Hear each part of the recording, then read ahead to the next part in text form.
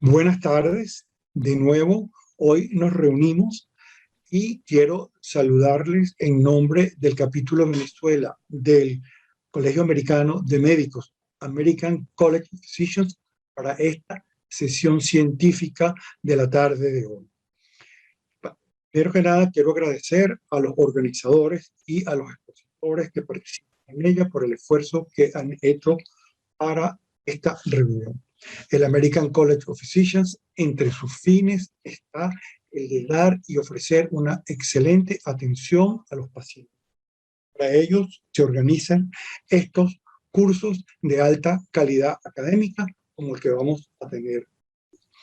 Quiero dejarles con el doctor José Ramón Gómez Mancebo, Fellow del American College of Physicians, quien coordinará esta reunión sobre el interesantísimo tema de dislipidemias, en el cual nos actualizar. Muchísimas gracias por su atención y participación.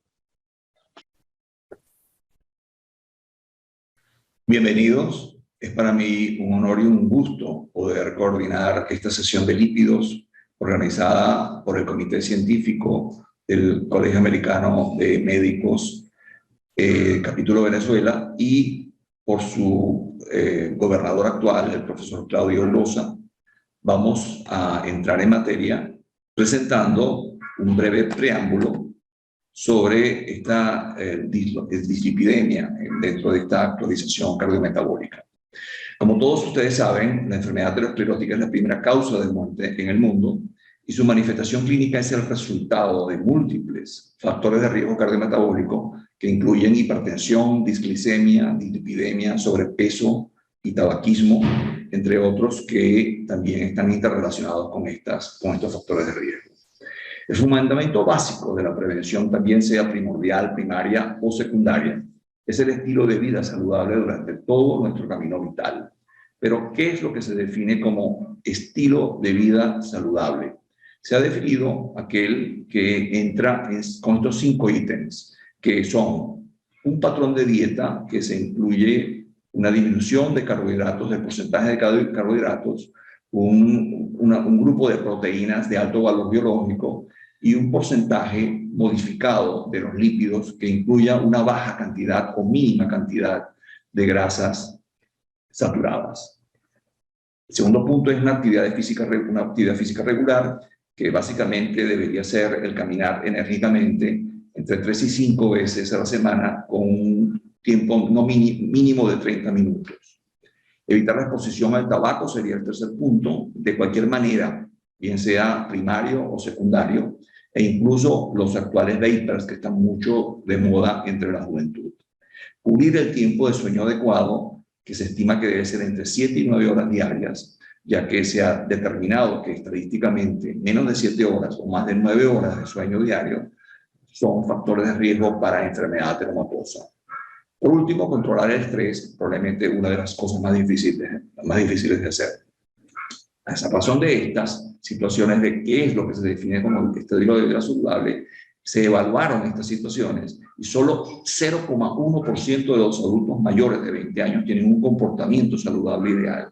Es por esto que las sociedades del mundo entero, las sociedades científicas cardiovasculares del mundo entero, han realizado la presentación de numerosas guías, por ejemplo, la de la Sociedad Europea de Cardiología o la de la Sociedad Europea de Aterosclerosis, las sociedades norteamericanas, del American College, del American Heart, la sociedad canadiense, e incluso las sociedades latinoamericanas a través del SIAC, de la Sociedad Interamericana de Cardiología.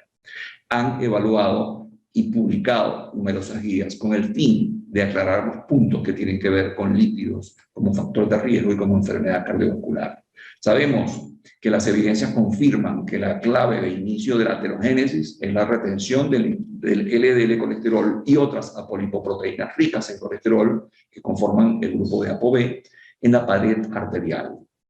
Y sabemos por los estudios placebo controlados que demuestran que la adición de ezetimiba o de los anticuerpos monoclonales de la antiproproteína convertasa subtilicin exin tipo 9, conocida mucho más fácilmente y abreviadamente como inhibidores de la PCSK9, agregados a la estatina, aumentan la reducción del riesgo de la enfermedad aterosclerótica. De manera que sabemos también que cuanto más bajo se logre el valor de colesterol LDL, menor será el riesgo de enfermedad cardiovascular. Sin límites en los valores, no se encuentran límites en los valores actualmente, porque no se ha determinado que haya un efecto de curva J como ha habido en otras variables fisiológicas. Y además se sabe que elevar el colesterol HDL no reduce el riesgo de enfermedad cardiovascular por los estudios que se han publicado hasta este momento. La clarificación de esta situación está todavía nebulosa. De manera que ya no hay una hipótesis de LDL colesterol, sino que hay unos factores que aumentan las partículas de LDL colesterol y otras ApoB que contienen lipoproteínas causales de enfermedad ateromatosa y que su descenso reduce los eventos cardiovasculares. Con esto, como introducción y como preámbulo, el comité científico evaluó las posibilidades de enfocar este factor de riesgo de lípidos, de manera que se creó un temario donde inicialmente habrá la presentación de un caso clínico relacionado con esta situación, que será dado por el doctor Hendrix Bautista Escalona. A continuación, habrá 3 temas. El primero será el de triglicéridos, lipoproteínas ricas en triglicéridos y remanentes, con la pregunta de, por fin, ¿cuál es el importante clínicamente? Dado por el profesor Julio Acosta Martínez. El segundo tema será el riesgo residual relacionado con las lipoproteínas, rasgos más importantes del consenso latinoamericano, que será dado por el profesor Pedro Monsalve. Y el tercer tema, en pregunta, ¿cuáles son las metas seguras de los lípidos y cuáles son esas medidas terapéuticas que deberíamos hacer? Dado por el profesor Luis Enrique López Gómez. El doctor Hendrix Bautista Escalona ha hecho posgrado de medicina interna en la Escuela de Medicina José María Vargas del Hospital Vargas de Caracas en la Universidad Central de Venezuela y es actual cursante del posgrado de cardiología en la Escuela de Medicina Luis Racetti, Hospital Universitario de Caracas, y nos va a presentar un caso clínico. A continuación, la primera conferencia será de triglicéridos, lipoproteínas ricas en triglicéridos y remanentes. Por fin, ¿cuál es el importante clínicamente? Dado por el doctor Julio Acosta Martínez, cardiólogo, presidente de la Asociación Venezolana de Aterosclerosis, expresidente de la Sociedad Venezolana de Cardiología, fundador de la primera unidad de cuidados coronarios en Venezuela, fundador del Colegio Venezolano de Endotelio y exprofesor de la Cátedra de Cardiología de la Escuela Luis Racetti de la Universidad Central de Venezuela. La segunda conferencia será sobre el riesgo residual relacionado con las lipoproteínas, rasgos más importantes del consenso latinoamericano, dado por el profesor Pedro Monsalve Ulloa, médico internista, fellow del American College of Physicians, capítulo Venezuela, ex profesor de la Cátedra de Medicina Interna de la Escuela de Medicina Luis Racetti, Universidad Central de Venezuela, y ex jefe de Cátedra y Servicio de Medicina Interna del Hospital Universitario de Caracas. La última conferencia será ¿cuáles son las metas seguras de los lípidos? Medidas terapéuticas, dada por el profesor Luis Enrique López Gómez, médico internista, cardiólogo, fellow del American College of Physicians de Venezuela, vicepresidente de la Asociación Venezolana de Aterosclerosis, miembro titular de la Sociedad Venezolana de Medicina Interna y miembro titular de la Sociedad Venezolana de Cardiología, expresidente de la Sociedad Venezolana de Medicina Interna. Sin otro preámbulo, pasaremos a la presentación del caso clínico por el doctor Hendrix Bautista Escalona. Adelante, doctor Hendrix. Saludos. Damos inicio a la presentación del caso clínico de dislipidemia. Se trata de paciente femenino de 59 años de edad, natural de Cumaná, Estado Sucre y procedente de Caracas, casada, conocida con el diagnóstico de cáncer de mama, quien durante evaluaciones médicas sucesivas evidencia elevación persistente de triglicéridos y colesterol, motivo por el cual acude a nuestra consulta. Dentro de los antecedentes personales, cáncer de mama derecha diagnosticado a los 50 años de edad, conductal infiltrante estadio 3B, mastectomía radical derecha, actualmente en tratamiento con letrozol 2.5 miligramos una vez al día. Diagnóstico de dislipidemia mixta, hipertrigliceridemia e hipercolesterolemia desde los 35 años de edad con tratamiento irregular con atorvastatina, litiasis vesicular e hiperuricemia. Dentro de los antecedentes familiares, madre viva de 88 años de edad, conocida con el diagnóstico de dislipidemia mixta e hipertensa, padre fallecido a los 82 años con dislipidemia mixta, gota y fallece motivado a cáncer de próstata e insuficiencia renal. 7 hermanos vivos con el diagnóstico de dislipidemia mixta y actualmente niega antecedentes de enfermedad coronaria en familiares de primer grado. Quirúrgicos, apendicitis, 3 cesáreas segmentarias, pie equino a los 12 años. Hábitos psicobiológicos, niega alcohol, niega tabáquicos, refiere consumo de café 4 tazas al día y niega ilícitos. Al examen físico se evidencia presión arterial de 147/101 con una frecuencia cardíaca de 76 latidos por minuto, frecuencia respiratoria de 18 respiraciones por minuto, talla 155 centímetros, peso de 65 kilogramos con un índice de masa corporal de 27. Al examen físico también se evidencia una piel con fototipo 4, sin lesiones.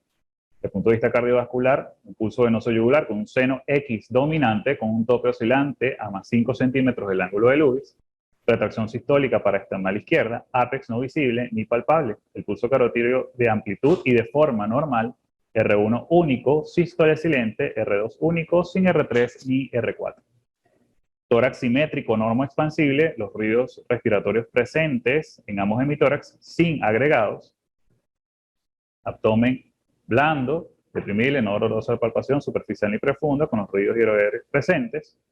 Extremidades simétricas, eutróficas, móviles, sin edema, sin varices, y neurológico consciente orientado en tiempo, espacio y persona, con Glasgow de 15/15, fuerza muscular 5/5 y reflejos osteotendinosos 2/4.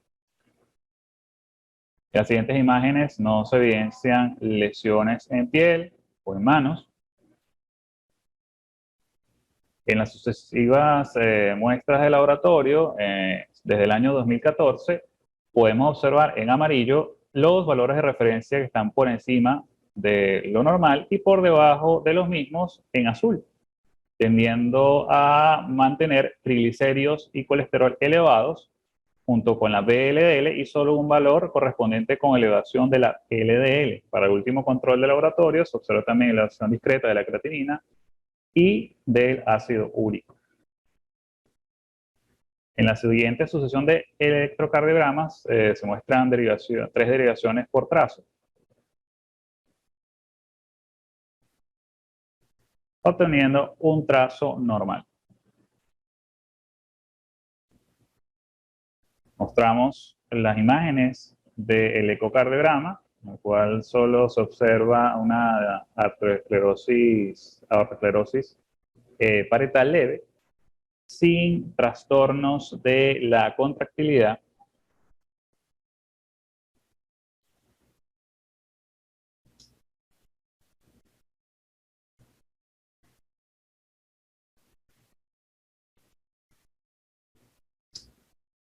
Y los diagnósticos con los que finalizamos es una dislipidemia mixta, hipertrigliceridemia, hipercolesterolemia, hipoalfa-lipoproteinemia, cáncer de mama ductal infiltrante, estadio 3B, litiasis vesicular e hiperuricemia.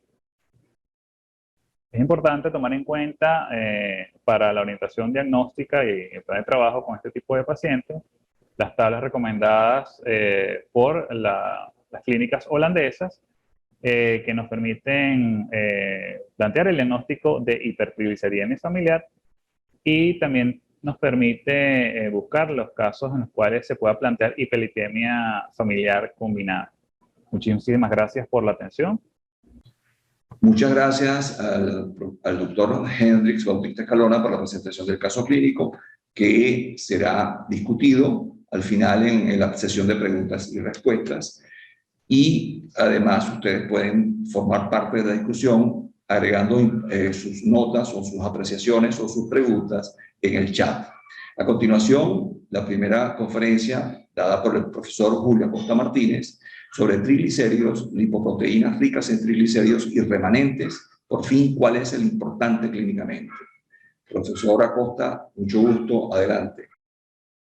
Buenas tardes. Agradezco a los doctores Urosa, Soto Sánchez y José Ramón Gómez Mancebo por la invitación para este importante simposio.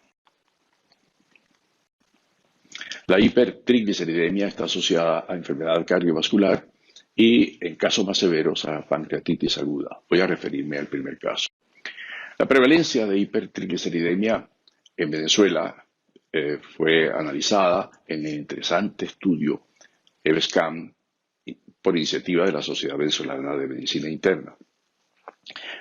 Estableció un promedio de 27,7% en la población adulta, con una distribución heterogénea, alta en los Andes, un 41%, y más baja en el noreste y Guayana, con un 17%. Este promedio de 27,7% en una población adulta estimada en 20 millones de personas nos deja 5 millones expuestos al riesgo. El diagnóstico de hipertrigliceridemia ha sido establecido a partir de una concentración de muestra tomada en ayuno de 150 miligramos por decilitro o más, y sin ayuno en 175. Para la evaluación de riesgo no es necesaria la muestra en ayuno, más bien es deseable porque permite detectar una forma particular de hipertrigliceridemia como es la lipemia postprandial. En nuestro ambiente, el investigador Dr. Osvaldo Obregón considera que a partir de 100 miligramos por decilitro es patológico.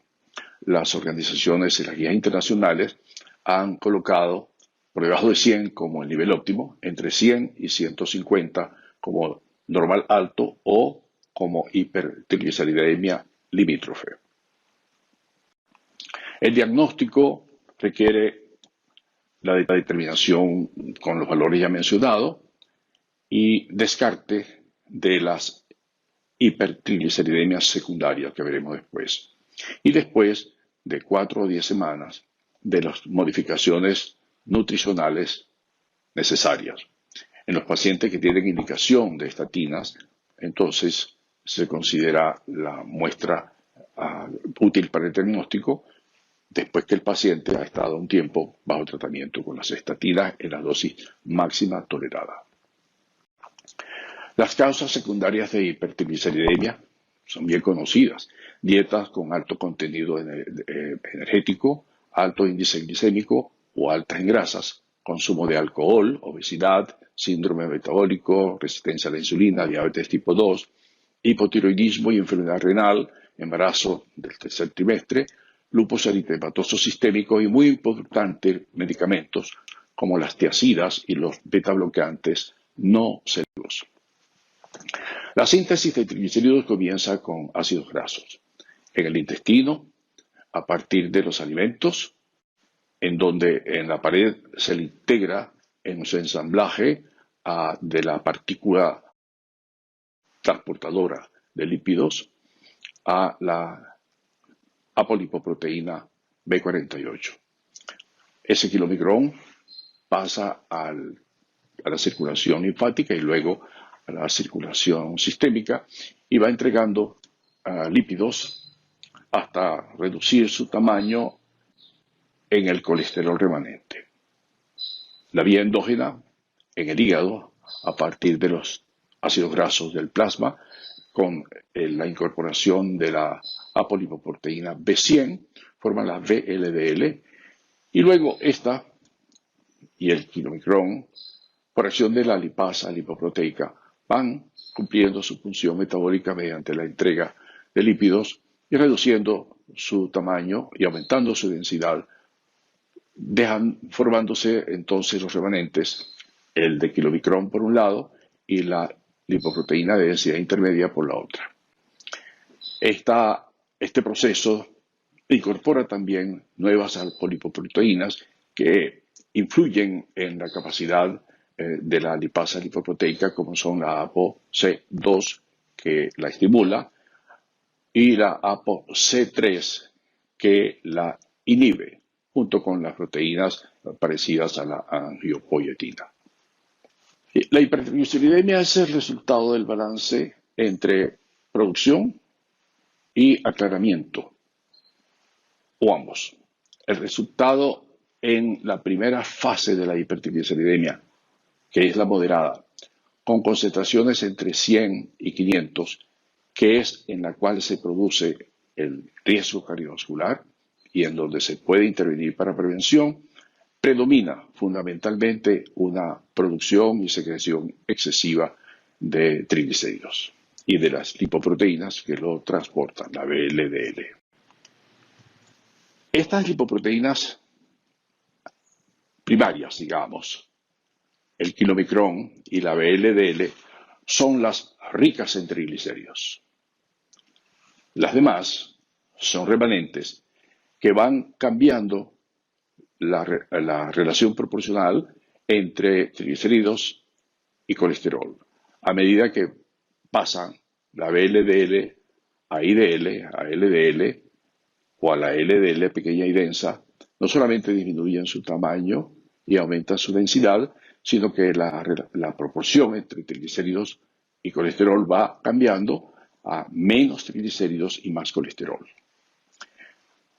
En condiciones de una trigliceridemia normal, la concentración de apolipoproteínas no es heterogénica, sino que participa en la función de entrega de lípidos y de la resíntesis hepática de las lipoproteínas transportadoras de lípidos.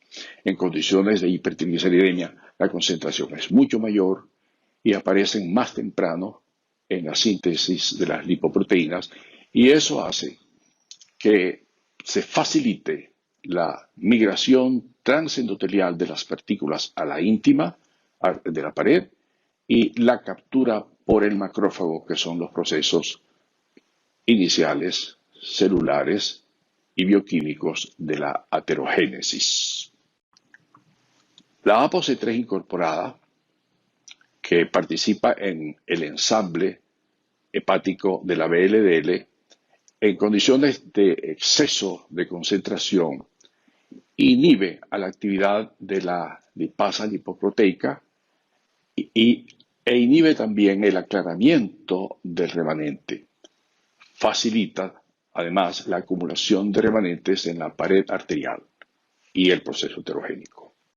De manera que la clasificación de la lipoproteína empieza con la protectora o antiaterogénica, que es la de alta densidad que transporta el colesterol, que tiene efectos de remoción de lípidos de los tejidos y antioxidación.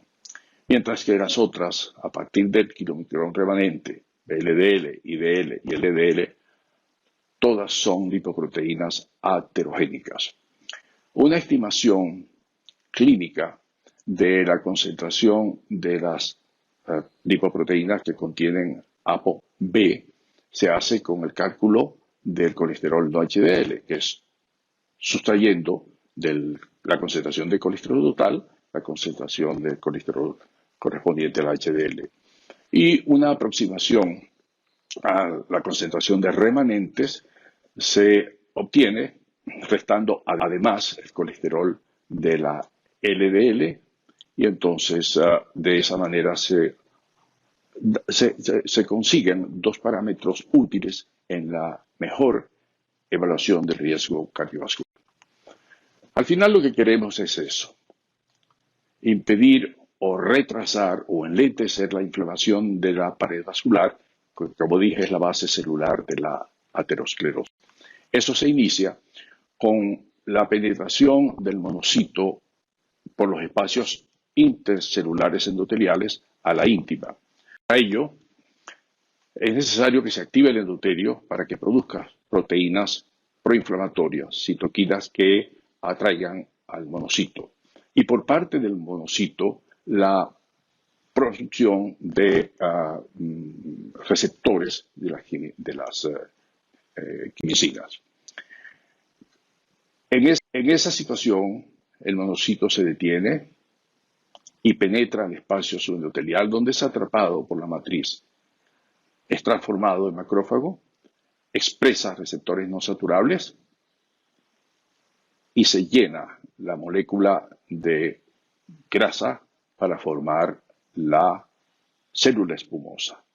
Esa grasa es citotóxica para la célula y muere produciendo una acumulación de lípidos y de restos celulares que constituyen el núcleo de la placa ateromatosa.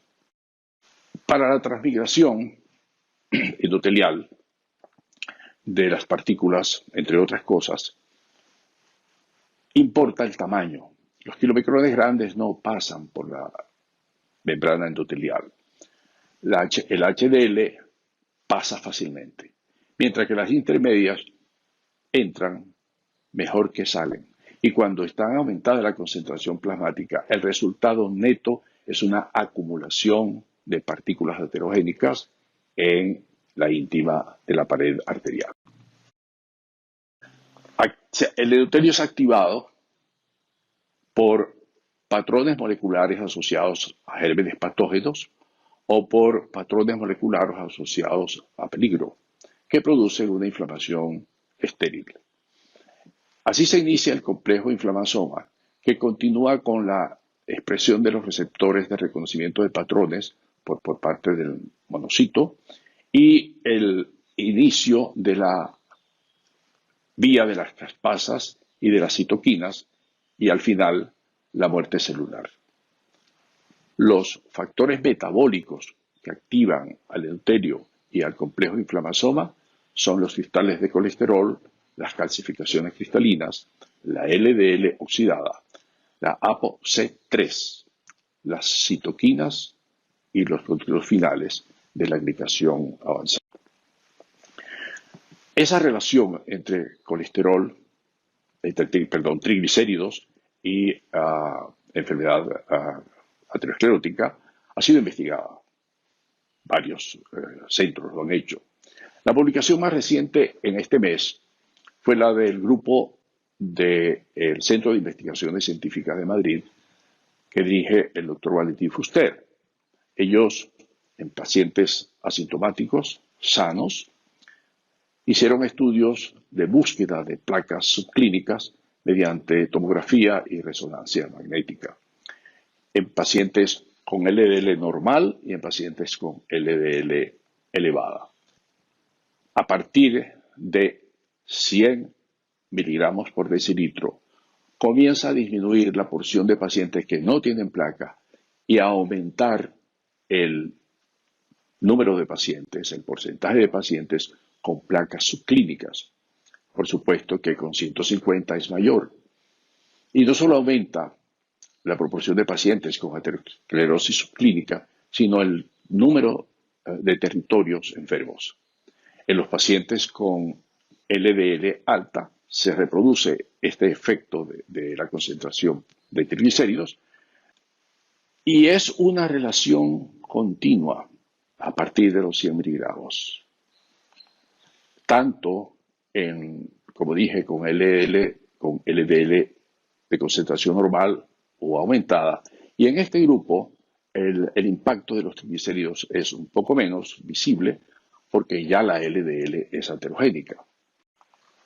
En Dinamarca, la doctora Barbo y su grupo se han dedicado a la investigación de esta relación, tanto por métodos epidemiológicos como por métodos genéticos. Por ejemplo, en los dos estudios clásicos de ellos, el de Copenhague en la población general y el específico de investigación de enfermedad cardíaca en la misma ciudad, encontraron que la concentración de colesterol remanente a partir de 19 miligramos por decilitro ya marca el riesgo de enfermedad arterial periférica y que es mayor a mayores concentraciones. Con el infarto del miocardio, igual, a partir de 19 miligramos por decilitro, está duplicado el riesgo de infarto del miocardio y mayor con concentraciones un poco más altas de colesterol remanente. Con el ictus isquémico la relación es menos marcada, pero también está presente. Es interesante estudiar la relación que hay entre la concentración de triglicéridos en condición de no ayuno, tanto por determinación química como por la estimación y la distribución de grupos en función de ser portadores de las variantes genéticas asociadas al aumento de concentración de triglicéridos o de remanentes. Y entonces, el aumento en la concentración de triglicéridos permite detectar mayor riesgo, tanto cuando se hace por medición química de la concentración de triglicéridos en condición de no ayuno, como cuando se hace la distribución mendeliana. Lo mismo sucede con el cálculo del colesterol remanente y la investigación en pacientes que tienen variantes genéticas asociadas al aumento del colesterol remanente. Esto valida a la determinación de triglicéridos en condición de no ayuna y el cálculo del colesterol remanente para el establecimiento de riesgo. Y al final, la mortalidad total, en un estudio publicado este mes también por un grupo italiano importante, más de 10.000 pacientes, está aumentada y el riesgo relativo de muerte en pacientes con triglicéridos altos es de 1.46. Concluyo con la afirmación del profesor Banach, presidente actual de la Asociación Internacional de Lípidos. Las lipoproteínas presentes en la sangre, todas, LDL, lipoproteína A, remanentes de LDL y de kilomicrones, están involucradas en todas las etapas de la aterogénesis, contribuyendo al desarrollo de la enfermedad cardiovascular aterogénica. El efecto de la terapia lo verán con los próximos expositores. Y muchas gracias. Muchas gracias al profesor Acosta por esa excelente conferencia que acaba de dar. Y vamos a darle la bienvenida al profesor Pedro Monsalve, quien nos va a hablar sobre el riesgo residual relacionado con las lipoproteínas y cuáles son los rasgos más importantes del consenso latinoamericano sobre lípidos. Adelante, profesor Monsalve. Buenas noches. Quiero agradecer la invitación del American College of Physicians para compartir con ustedes riesgo cardiovascular residual de origen lipídico. No hay ninguna duda de que existe una clara relación lineal, continua, entre las concentraciones de LDL colesterol y el riesgo de enfermedad vascular aterosclerótica. La disminución del LDL está estrechamente relacionada con la reducción de los eventos cardiovasculares, tanto en prevención primaria como en prevención secundaria. Pero a pesar de los beneficios de reducir el LDL, persiste un riesgo residual de 60 a 80%. Ese riesgo residual depende de muchos factores, como por ejemplo hipertensión, diabetes, riesgo protrombótico, inflamación o de lipoproteínas aterogénicas. Y es precisamente esta dislipidemia aterogénica a lo que me voy a referir en los siguientes minutos. Este riesgo cardiovascular persistente, a pesar del tratamiento, es debido en gran medida a otros factores lipídicos diferentes del LDL, pero con potencial acción aterogénica, por lo que es denominado riesgo cardiovascular residual de origen lipídico. Es la dislipidemia aterogénica. De la asociación del aumento de lipoproteínas ricas en triglicéridos, del descenso del colesterol HDL, del incremento de las partículas de LDL pequeñas y densas, nace el concepto de dislipidemia aterogénica, responsable en gran medida del riesgo residual de origen lipídico. Si nosotros vemos las lipoproteínas, las partículas de lipoproteínas de la sangre, ellas son los kilomicrones, las VLDL, los remanentes de kilomicrones, las IDL, las LDL y las HDL. En esta figura, los triglicéridos están representados por la parte blanca de la partícula. En cambio que el colesterol está representado por la parte amarilla en cada una de las partículas. Cuando hablamos de colesterol total, nos estamos refiriendo a todas ellas menos a los kilomicrones.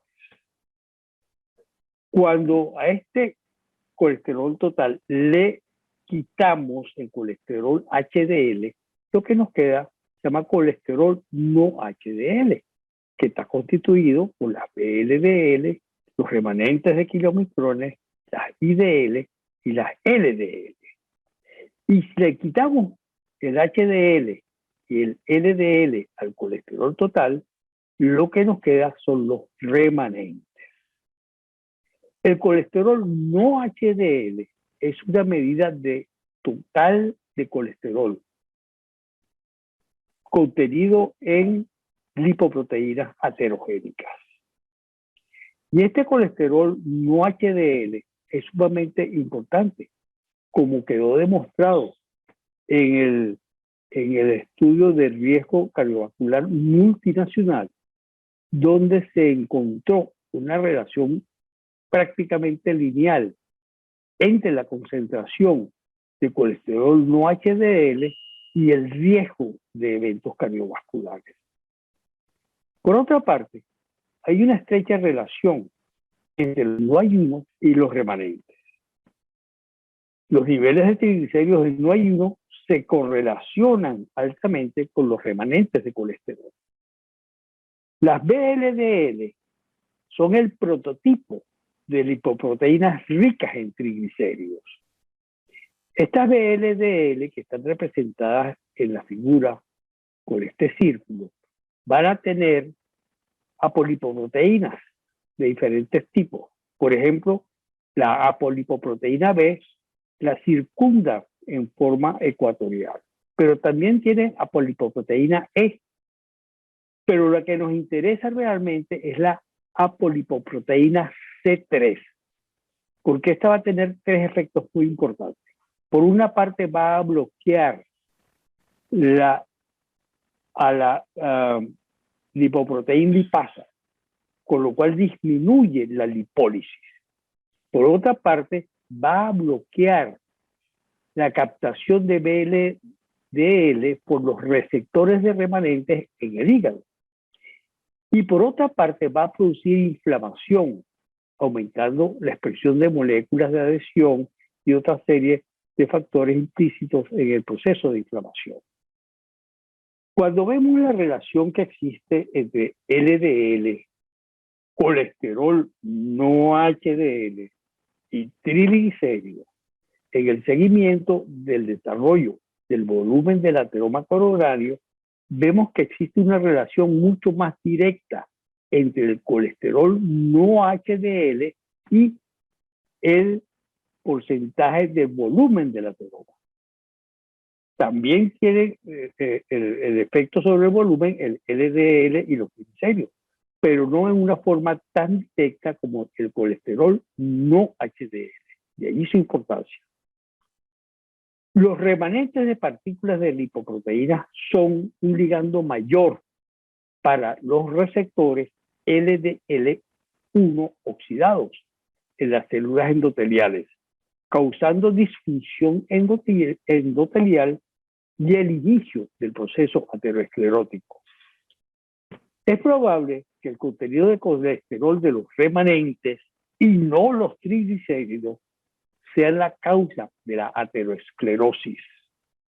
Las células pueden degradar los triglicéridos, pero no el colesterol, porque el colesterol y no los triglicéridos se acumulan en la íntima.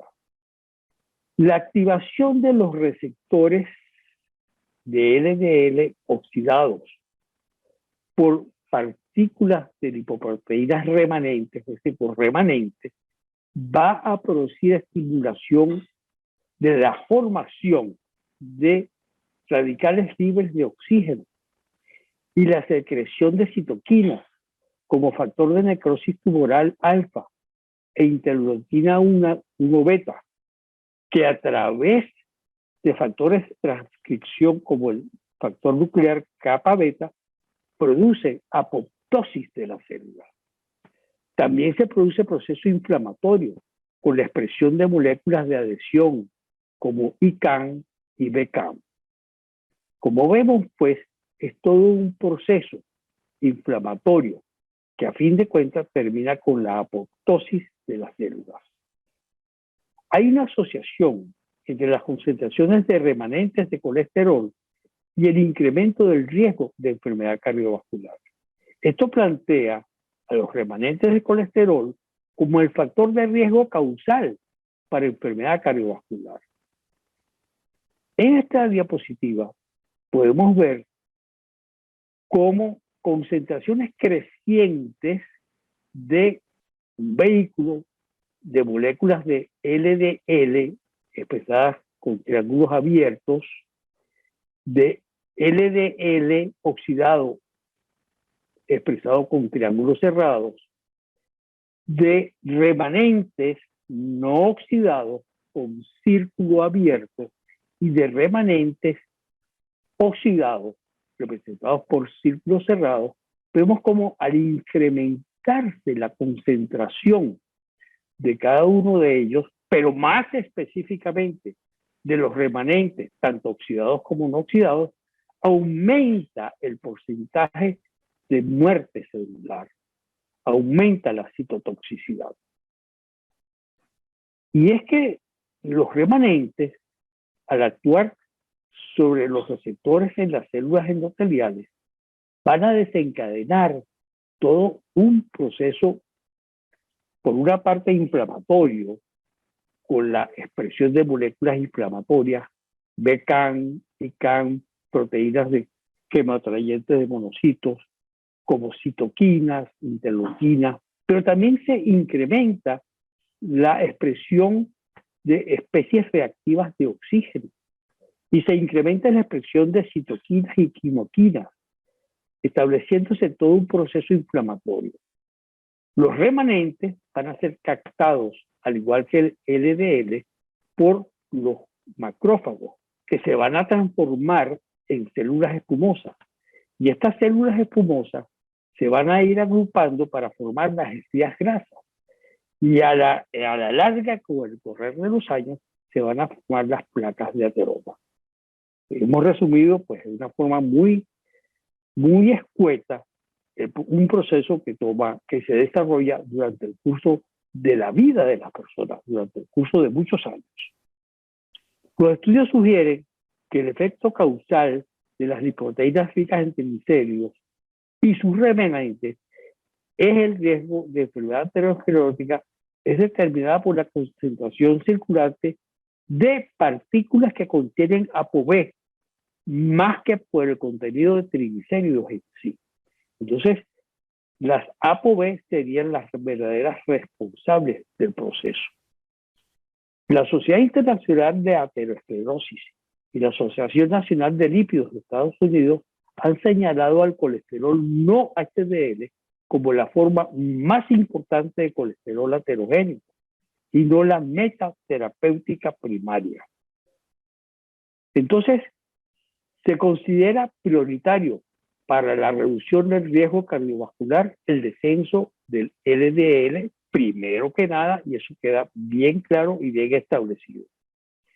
Y eso se logra con las estatinas y con nuevos medicamentos, como son los inhibidores de la proproteína convertasa subtilisina quesina tipo 9, usada tanto en monoterapia como asociada a estatina, reduciendo la concentración de LDL hasta un 45 a 60% aproximadamente. Pero queda un riesgo residual. Y resulta necesario el tratamiento de otras lipoproteínas aterogénicas que no son LDL, pero que son altamente aterogénicas, especialmente los triglicéridos. Los tratamientos para disminuir los triglicéridos tienen algún beneficio cardiovascular demostrado. Emplear fibratos reduce los triglicéridos. Se justifica adicionarle fibratos a un paciente que ya está recibiendo estatinas. Esto no está claro todavía. En las guías europeas del 2019, en la página 133, dice: la eficacia global de los fibratos en los resultados de enfermedad cardiovascular es mucho menos robusta que la de las estatinas. En general, en el beneficio cardiovascular potencial de los fibratos requiere más confirmación. Bueno, los resultados del estudio Prominent nos darán la respuesta en cuanto a las interrogantes que tenemos en relación a los fibratos. ¿Y qué hay en cuanto a los omega 3? Los omega 3 que utilizamos en clínica derivan del ácido alfa-linoleico y son básicamente el ácido eicosapentaenoico y el ácido docoxa-hexaenoico. Y son útiles ellos. Bueno, vamos a ver qué nos dice el estudio Reduce It, publicado en el New England el 3 de enero del año 2019. La hipótesis de este trabajo fue que el riesgo de eventos cardiovasculares podría ser menos con etil-eicosapentano que con placebo en pacientes en quienes los niveles elevados de triglicéridos servían como un marcador de riesgo residual a pesar de terapia con estatina. Este fue un estudio multicéntrico, aleatorizado, doble ciego, controlado, que incluyó a más de 8,000 pacientes con triglicéridos elevados. Y se utilizó el ácido etil-eicosapentano en una forma altamente purificada en una dosis alta de 2 gramos 2 veces al día. Los pacientes fueron sujetos de más de 45 años con enfermedad cardiovascular establecida o sujetos de más de 50 años con diabetes mellitus y algún otro factor de riesgo adicional, o que además estuvieran recibiendo terapia con estatina por al menos en las 4 semanas previas al inicio del estudio, y que los triglicéridos estuviesen entre 150 y 4.999, y las LDL entre 41 y 100 miligramos por decilitro. El punto final primario era muerte cardiovascular, infarto no fatal, ictus no fatal, revascularización coronaria y angina inestable. Y el resultado fue que en la rama de etil-eicosapentano hubo una reducción del 17.2%. El punto primario, en tanto que en el caso del placebo fue de 20%. Eso dio una hazard ratio de 0,75, o sea, hubo un 25% de reducción de eventos en el grupo icosapentato. Esto significa que se necesita un número, el número necesario a tratar para evitar un evento es de 21 pacientes en 4 años y medio. Entonces los hallazgos muestran un beneficio consistente con el etil icosapentato.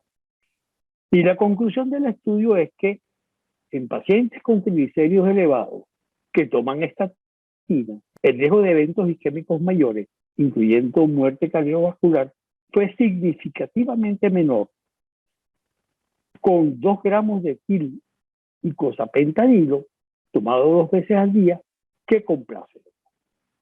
Y ya para finalizar, el consenso latinoamericano de riesgo residual recomienda el siguiente algoritmo simplificado en la combinación de fármacos para alcanzar las metas terapéuticas.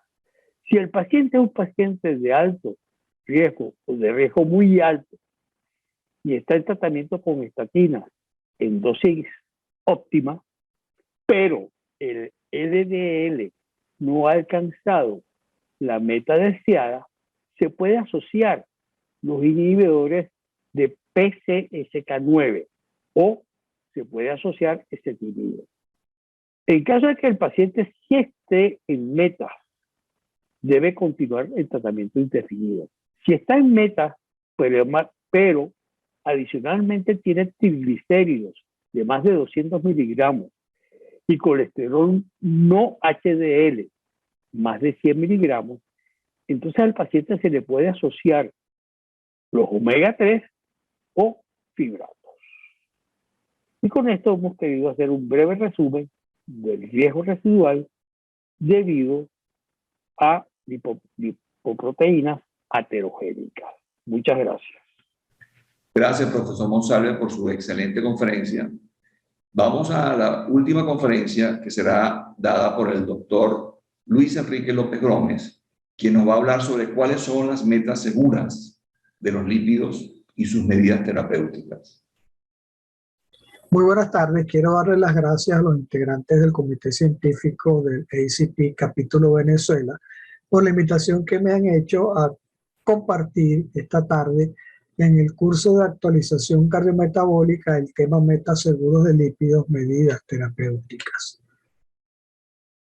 No tengo conflictos de interés para esta presentación y quiero comenzar recordando un viejo estudio, el estudio Mr. Fit, el estudio de intervención de múltiples factores de riesgo, publicado por allá por los años 1990 y que ponía ya en evidencia que una elevación en los niveles de colesterol sérico se asociaba en un incremento en la tasa de muerte a los 6 años, ajustado por edad y por 1.000 hombres. Este fue un estudio que se realizó en aproximadamente 362.000 hombres y llamó la atención ya en esa relación alto colesterol con alta incidencia de eventos vasculares y cardiovasculares.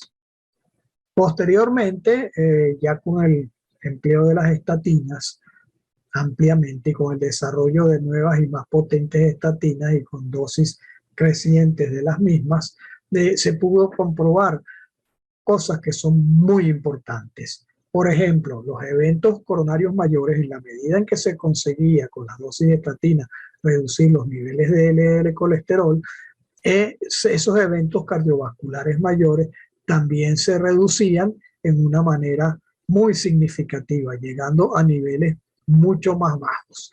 Igual pasaba con los eventos vasculares mayores y los metaanálisis de los estudios de estatina han llegado a poner en evidencia que la reducción de 1 milimol por litro, o sea, 39 miligramos por decilitro de LDL colesterol, se acompaña de una reducción de aproximadamente 22% en el riesgo de eventos cardiovasculares. Pero no solo es esto, sino que también las estatinas más potentes, como por ejemplo acá se compara pravastatina, una de las primeras estatinas no tan potentes como la atorvastatina, y a dosis de la pravastatina máxima de 40 versus 80 miligramos de atorvastatina, que es una estatina, como ya les dije, más potente y de mucho más dosis.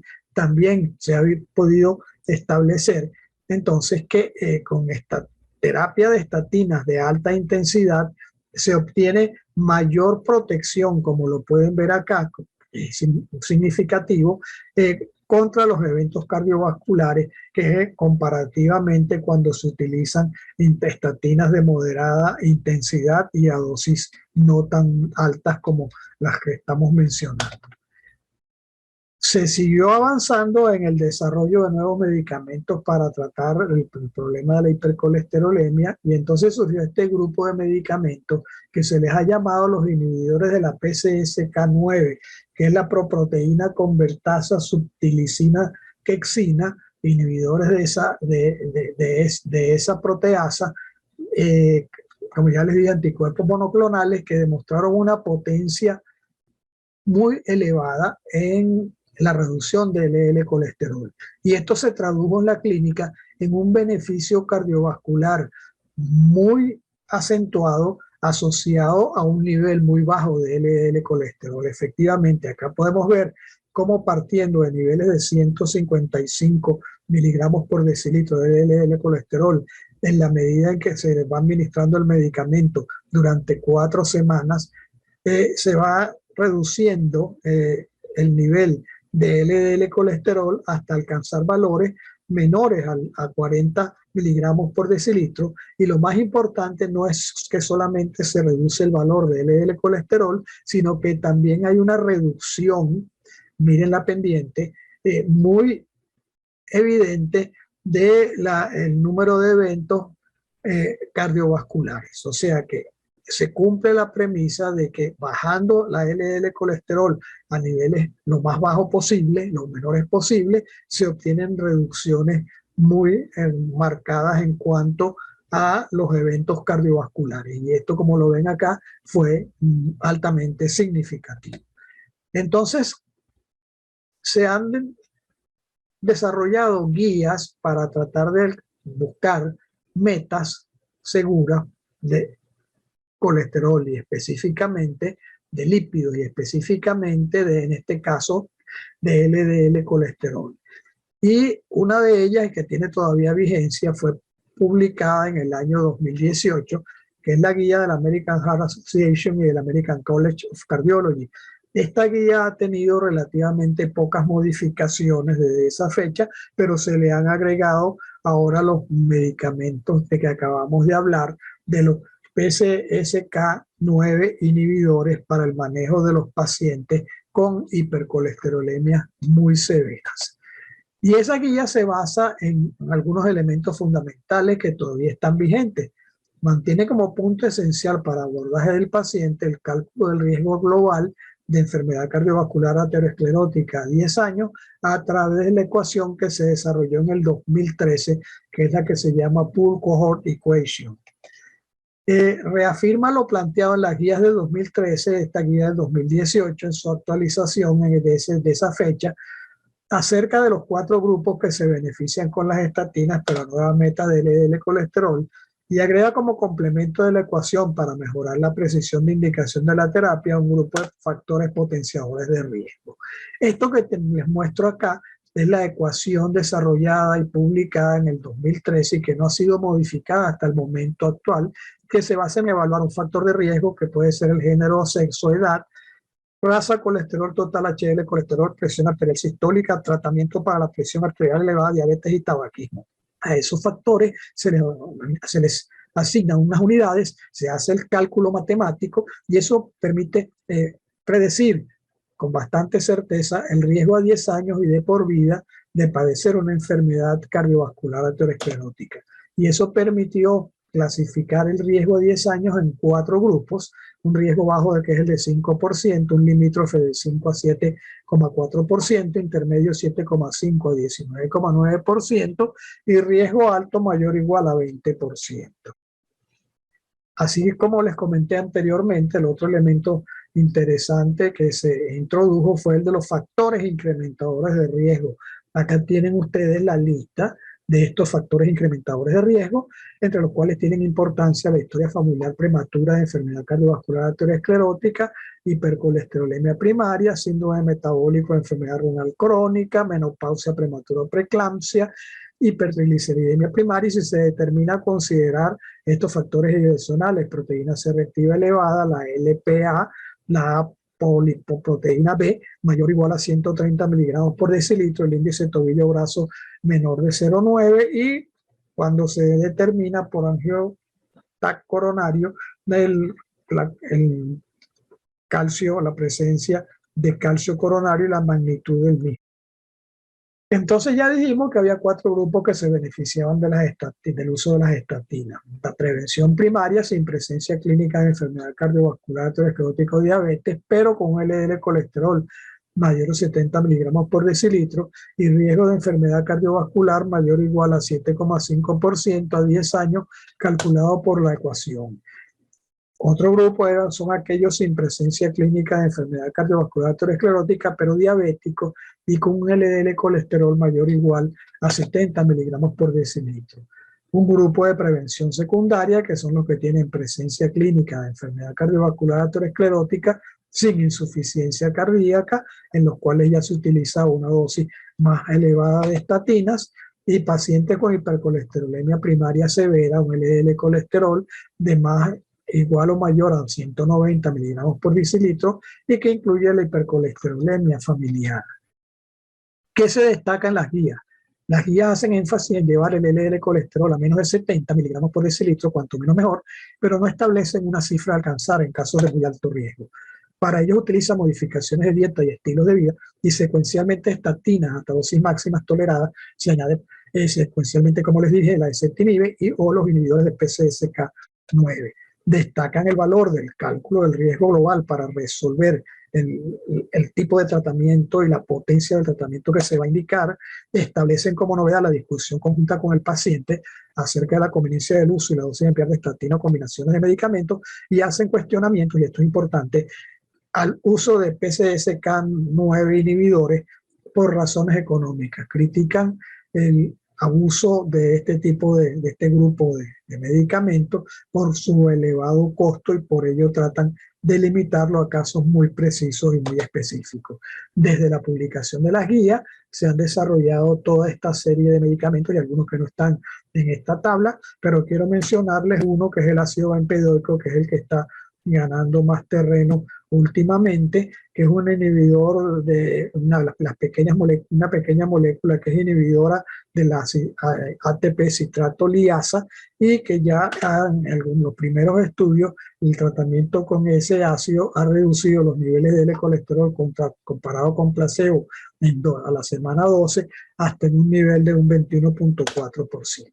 El otro grupo de guías son las guías europea, de la Sociedad Europea de Cardiología y la Sociedad Europea de Aterosclerosis del año 2019, que también prácticamente están vigentes y no han tenido mayores modificaciones. También se basan en este caso en una tabla, en un score, que es la tabla score para países europeos de alto riesgo y para países europeos de bajo riesgo, que toman en cuenta el sexo, género, hombre o mujer, fumador o no fumador.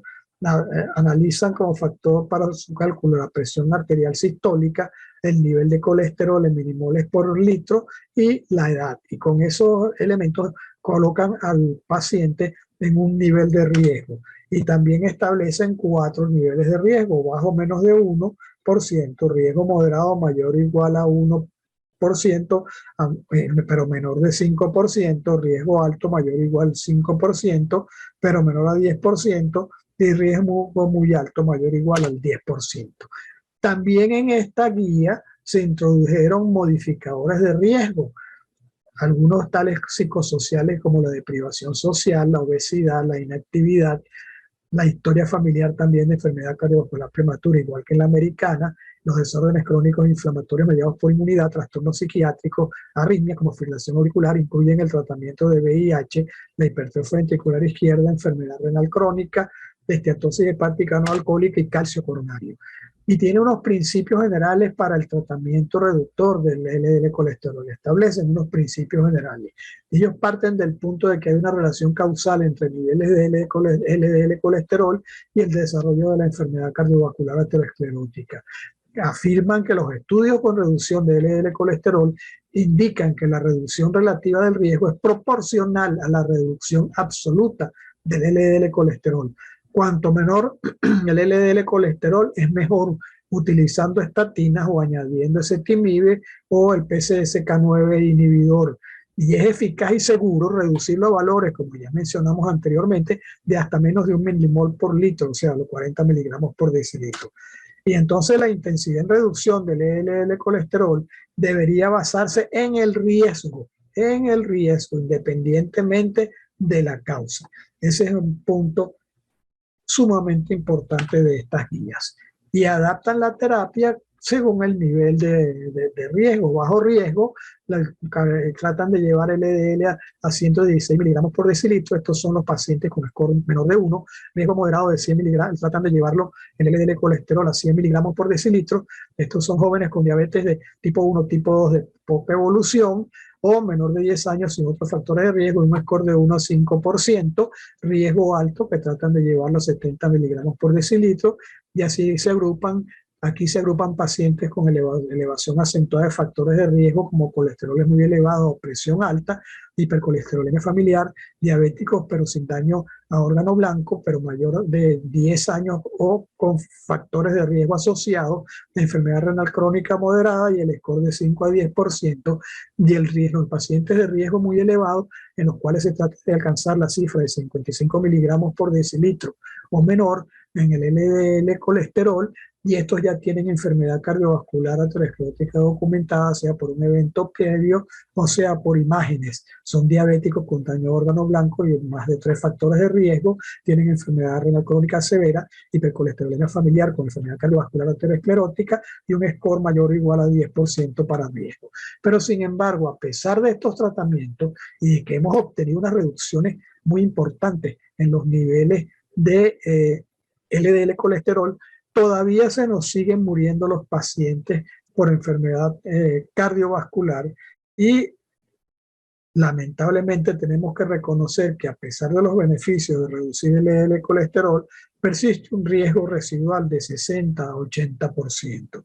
Y parte importante en nuestros continentes, especialmente en Latinoamérica, este tipo de dislipidemia, que es la dislipidemia aterogénica. Muy recientemente, hace unos 4 meses, se publicó en los archivos cardiológicos de México este consenso en lipidemia heterogénica, y estableció unas metas de LDL colesterol también clasificados según categoría de riesgo. Para bajo riesgo, un LDL menor de 115, y el no HDL colesterol, que mide el colesterol contenido en las lipoproteínas no HDL y se calcula restando colesterol total menos HDL colesterol, debería estar menor a 145. Alto riesgo, el LDL menor de 70 o al menos una reducción de 50% en no HDL en menos de 100, y en un muy alto riesgo el LDL en menos de 55 miligramos por decilitro o al menos una reducción de 50% o un no HDL menor de 85%. Esos son todos recomendaciones tipo 1 con nivel de evidencia A. Ellos recalcan también que en pacientes que, a pesar de estar en dosis tope de estatina y estando en las metas de LDL colesterol según su perfil de riesgo, estos pacientes que si hacen un evento agudo cardiovascular aterosclerótica, su meta de LDL colesterol podría ser menor de 40 miligramos con una evidencia tipo 2B clase C. Dentro de este grupo de lipidemia heterogénica se encuentran los triglicéridos, y cada vez tienen más importancia, se le da más importancia a la hipertrigliceridemia como un factor de riesgo para enfermedad coronaria. Y muy recientemente fue publicado el estudio REDUCE-IT, que es con el empleo de un éster etil de edecosa pentanoico, de un omega 3 muy puro. ¿Y qué nos mostró el REDUCE-IT? Este fue publicado recientemente, como ya le dije, en el 2018, que en el evento, en puntos finales primarios, en los pacientes que recibían el EPA, acá en azul, comparado con los de placebo, había una reducción muy significativa de los pacientes que presentaban eventos cardiovasculares, tanto, como les dije en este momento, para el punto final primario, igual se repetía para el punto final secundario. Y se demostraron reducciones tan importantes como de un nivel de 25% en esos eventos, lo cual es una cifra sumamente respetable. Entonces se está trabajando mucho, aparte de los fibratos conocidos por todos, y lo ya mencionado en el omega 3, en terapias emergentes para el tratamiento de la hipertrigliceridemia. Uno que está bastante desarrollado es el pemafibrato, que es un inhibidor selectivo del PPAR-alfa, que está mostrando buenos resultados en la reducción de los triglicéridos y probablemente de eventos cardiovasculares, y los anticuerpos monoclonales que también se están aplicando para los triglicéridos, como los inhibidores de ApoC3, que también está mostrando inicialmente buenos resultados en el manejo de este tipo de patologías. Entonces las metas han evolucionado para LDL colesterol desde el ATP3, que tenía menos de 130 para muy alto riesgo y 160 para riesgo alto, a valores, como ya les mencioné, de menor de 55 para alto riesgo, menor de 100 para riesgo moderado y menor de 116 para riesgo bajo. Y se proponen valores normales para los triglicéridos. Triglicéridos en ayuna se deben considerar máximo nivel 100 miligramos por decilitro, y hay un cambio en los triglicéridos postprandiales, ya que no se hacen ahora con la carga de lípidos, sino con un postdesayuno habitual, y estos no deben estar más allá de 150 miligramos por decilitro. Entonces, el futuro de reducción de la estrategia de LDL colesterol y otros lípidos para reducir la enfermedad cardiovascular arteriosclerótica se basa en 3 conceptos fundamentales. 1, comienzo temprano. Eso permitirá un menor tiempo de exposición a LDL colesterol a nuestros vasos, y por eso se previene la aparición de lesiones a lo largo del tiempo. El concepto número 2, tachado acá por eliminar el LDL colesterol, trate mucho más agresivamente desde la meta deseable a eliminación, entre comillas, del LDL colesterol. Hay que llevarlo lo más bajo posible para obtener el resultado que se está persiguiendo, y utilice terapia combinada lo más rápidamente posible.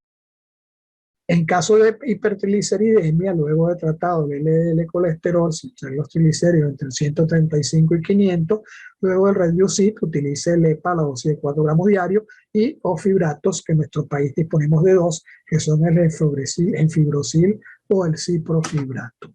Muchísimas gracias por su atención. Acá están mi email y mis redes sociales, para que si tienen a bien hacer alguna pregunta, se las puedo contestar en la sesión de preguntas o respuestas, o a través de estas vías.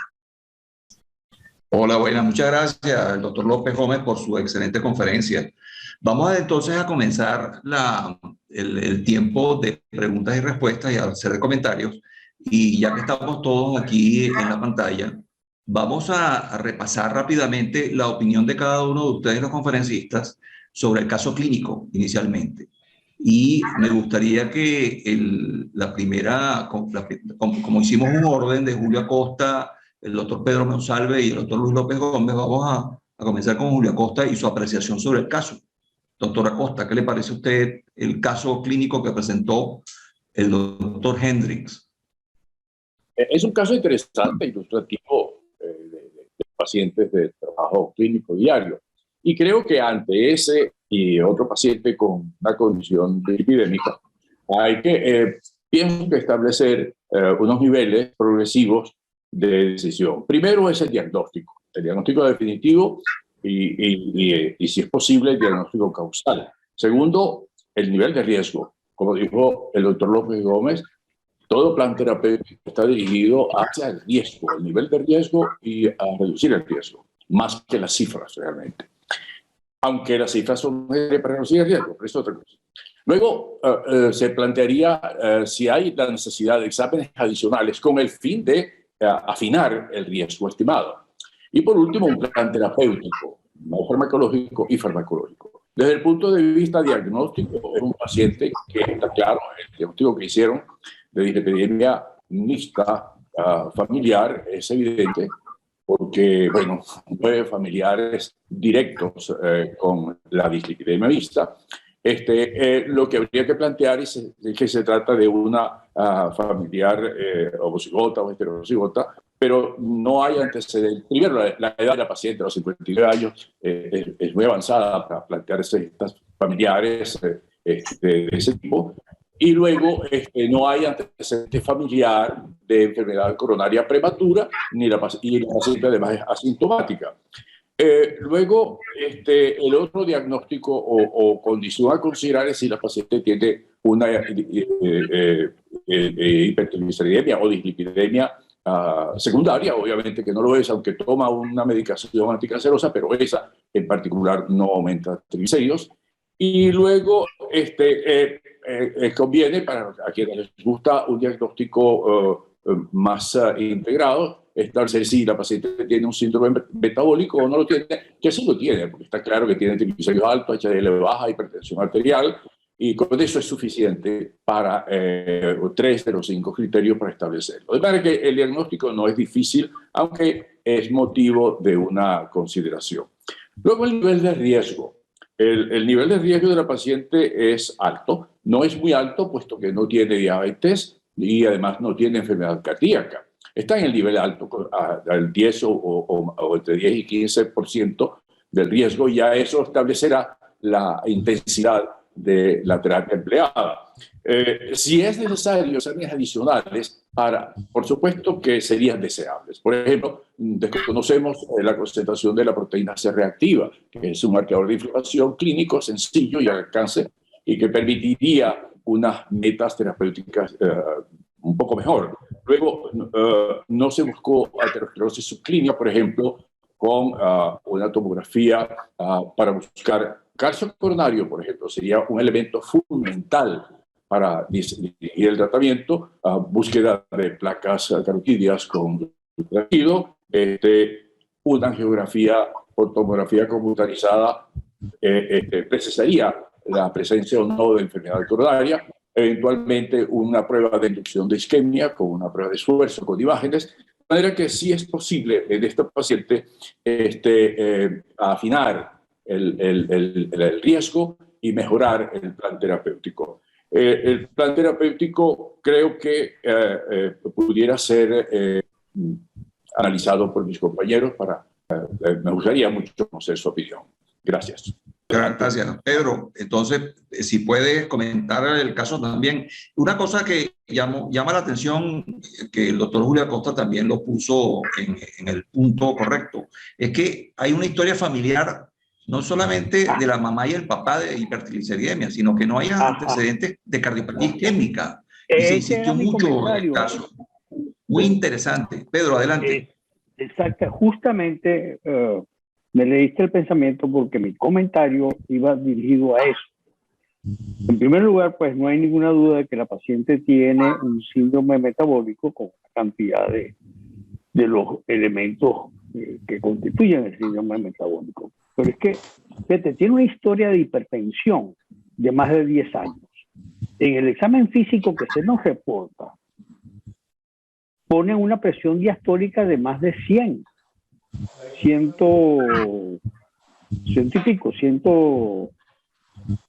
Más de 100. Creo que eran 102, 103 milímetros de mercurio. 101. 101. Y tenemos esta historia de hipertensión de por lo menos conocida, por lo menos de 10 años.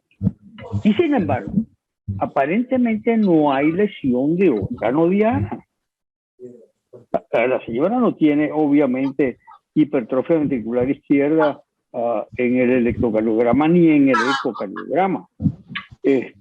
No hay aparentemente lesión renal. Llama mucho la atención esa parte de la historia clínica. En segundo lugar, lo que tú mencionabas, que a mí me llamó poderosísimamente la atención, no solamente la paciente que tiene esta historia de dislipidemia de tantos años, no tiene historia de enfermedad aterosclerótica como tal, sino que ninguno de sus hermanos la padece. Su padre muere de 82 años de un carcinoma de colon, de próstata. Realmente eso ya llama mucho la atención. A mí me llamó poderosamente la atención que no exista manifestación de enfermedad aterosclerótica con todos estos factores de riesgo que tiene no solamente la paciente, que tiene la familia. Entonces, ¿qué está pasando? Entonces, vamos a pasar a ver si Luis López nos enfoca, que hizo la parte terapéutica. ¿Qué hacer con este paciente terapéuticamente? Bueno, esta paciente venía tomando de una forma irregular atorvastatina, o sea, no tenía un tratamiento bien llevado, estaba solamente recibiendo tratamiento para el colesterol. Sabemos que el efecto de las estatinas sobre los triglicéridos es muy pequeño, ¿verdad? ¿Qué es lo que hay que hacer con ella? Indudablemente que lo primero son las medidas en cuanto a dieta, actividad física, todas estas cosas que se deben plantear reglamentariamente en este tipo de pacientes. ¿Qué haría yo ya, aparte de eso y de controlar su presión arterial y todas las otras cosas que tiene, pero refiriéndome específicamente a su dislipidemia aterogénica? Esta paciente es ideal para, como lo dije a lo largo de la charla, una combinación terapéutica de entrada. Y definitivamente yo le dejaría una estatina a una intensidad moderada inicialmente. Le asociaría, me gusta en este caso el omega 3, pero el omega 3 puro, un EPA puro, a la dosis que se recomienda, que sería la dosis diaria de 4 gramos. Su estatina, su omega 3, las otras controles de presión arterial, actividad física y dieta. La reevaluaría en la parte de los triglicéridos, sobre todo a los 2 meses aproximadamente, y en caso tal de que no se haya controlado, ya que sus niveles de triglicéridos solamente una vez llegaron a elevarse al rango que pudiera ocasionar pancreatitis, no enfermedad cardiovascular en este caso, porque llegaron a 600. En ese caso, si se mantienen altos, pues tendría que agregarle un fibrato de los que actualmente existen en Venezuela, y en este caso yo escogería ciprofibrato, porque recuerden que la combinación de gemfibrosil con estatinas está totalmente prohibida debido a los efectos terribles que tiene esa combinación en cuanto a efectos secundarios. O sea que ese sería más o menos el esquema. Estatina, omega 3, medidas higiénico-dietéticas y reevaluar en 2 meses para ver si haría falta agregar o no algún fibrato al tratamiento que le estoy llevando. Un comentario, y es que lamentablemente en Venezuela no contamos con el etil-eicosapentano, que es un omega muy puro y que hay que usarlo a una dosis muy alta y que es bastante costoso. En Venezuela contamos con los omega 3 común y corrientes que se venden OTC. De tal manera pues que esa sería una limitante que tendríamos en el caso de la señora con relación a los omega 3. No es el etil-eicosapentano. Quisiera comentar, si me lo permite, algunas cosas. Una es sobre el antecedente familiar. Estas dislipidemias mixtas son básicamente causadas por variantes genéticas, muchas de ellas. De manera que en este caso son variantes genéticas dominantes que están pasando, o de alta dominancia que están pasando de un orden. Luego, la excelente observación que hace el doctor González, pedimos hacer una observación sobre la hipertensión arterial y la ausencia de cardiopatía hipertensiva de la izquierda, que conocemos la forma como se midió la presión arterial en los pacientes. Este es uno de los casos en donde para un diagnóstico definitivo de la hipertensión arterial excusada se debería utilizar procedimientos fuera del consultorio. Idealmente un registro de 24 horas de la ambulatoria o la presión arterial en el domicilio. Es el caso perfecto para la medición ambulatoria por cifras elevadas, moderadas elevadas, sin Luego, en relación con el omega 3, es cierto que una medicina basada en evidencia debería usarse la fórmula clínica, la fórmula química que se utiliza en los pero en su ausencia, como en el caso de Venezuela, el uso pudiera obviar ese criterio exacto de prescripción basada en los estudios. El comentario que hace Julio con relación a la monitoreo ambulatorio de 24 horas realmente es importante, porque podría tratarse de una hipertensión realmente no tan severa como aparentemente está registrada en la consulta. Podría ser como una hipertensión enmascarada. Marca enmascarada de bata blanca o con reacción de bata blanca. Perdón, de bata blanca. Porque es muy extraño. 10 años y no hay ninguna manifestación. Esta paciente debería beneficiarse de exploraciones adicionales que refinen el diagnóstico y el riesgo. Por lo menos una inducción de isquemia. Absolutamente. Con imagen. Absolutamente de acuerdo. Absolutamente de acuerdo. Una inducción de isquemia, si fuera mi mamá, yo se la hago. Y por supuesto, una prueba de tolerancia glucosada, de carga de glucosa, a lo mejor sería beneficioso para saber si se debe tratar a la paciente como una disglicemia asociada a una dislipidemia. Son dos cosas distintas. El plan terapéutico que propone Luis me parece que es preciso, tiene que ser con combinación. Pero si alguien necesita una educación nutricional precisa, es esta paciente. Sobre todo en la reducción de la carga calórica diaria de sus alimentos y una explicación detallada sobre los carbohidratos con alto índice glicémico o de absorción rápida, porque esta paciente, como todos, necesita carbohidratos, pero tiene que ser en un porcentaje muy bajo. Probablemente en esta paciente sea un 20% nada más del aporte calórico con carbohidratos. No hay que olvidar que esa paciente tuvo una determinación de triglicéridos de 631 miligramos por decilitro y eso le establece un riesgo alto de pancreatitis aguda. Por alguna razón, los pacientes con alto riesgo de pancreatitis tienen menor riesgo cardiovascular. Por la razón que yo desconozco. Eso es. Yo no conozco la razón, pero eso se observa. Exacto. De tal manera que esta paciente necesita una educación nutricional de ella y de su familia minuciosamente dada. Si yo tuve la oportunidad de tratar a un paciente con 9.000 de triglicéridos y no tenía evidencia de enfermedad vascular por ningún lado. Y se le buscó exhaustivamente, hizo una pancreatitis, por supuesto. Claro, probablemente la explicación esté en que en esos pacientes el transporte de triglicéridos es fundamentalmente de kilomicrones. Y los kilomicrones no entran. No penetran. Son muy grandes. Son muy grandes. Correcto. No son heterogéneos. No son heterogéneos. Observación sobre, no puedo, ustedes saben, ustedes me conocen, yo no puedo dejar de hacer una observación histórica sobre ese error de llamar dislipidemia aterogénica a un tipo de dislipidemia. La dislipidemia aterogénica más importante que hay es la hipercolesterolemia familiar homozigota y lejos de todas las demás.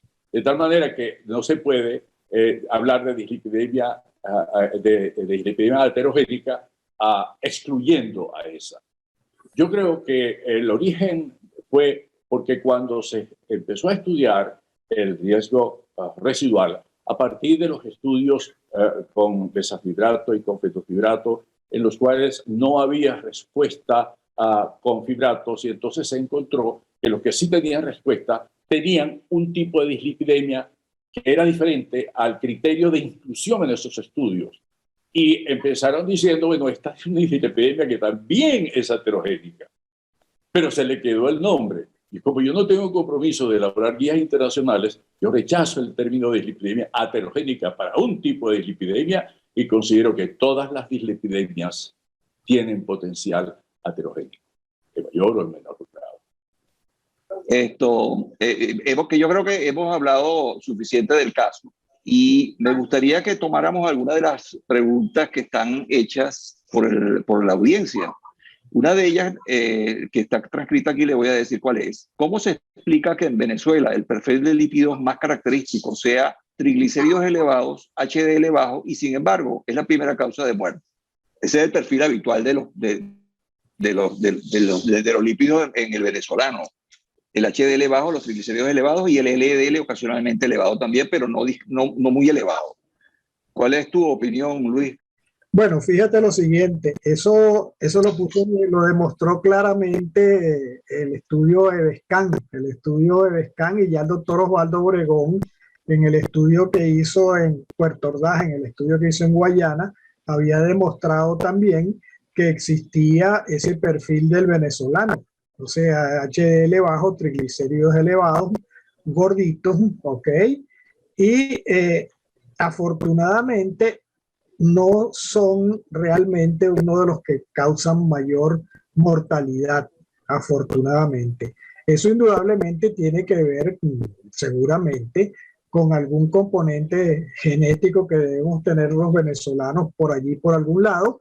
Menos viene probablemente de los españoles y de alguna de estas cosas.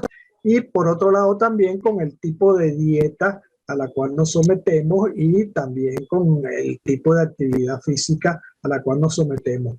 Aparte de que el venezolano también tiene dentro de sus hábitos el uso y abuso de bebidas espirituosas, específicamente mucha cerveza, muchos otros alcoholes, y todo eso, como todos ustedes saben, son un elemento que va directo a provocar elevación de triglicéridos inmediatamente. O sea, tenemos una serie de factores por los cuales predomina eso en nuestro país, pero no es solamente en nuestro país.